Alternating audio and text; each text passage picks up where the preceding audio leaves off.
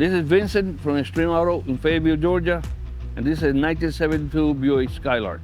Phase 1, we rebuild the chassis, front suspension, put a new motor in it, 383, 700 transmission, mufflers, and we put a new floor and new trunk.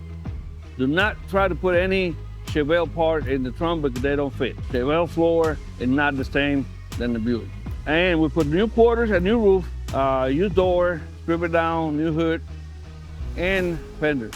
We finished with it 3 years ago. The customer lost his part 3 years ago in last body shop. So we're buying bumpers. What you need to do is buy a complete car, a donor car, to get all the parts you need. So we got the bumpers now and all the pieces they missed in the last body shop.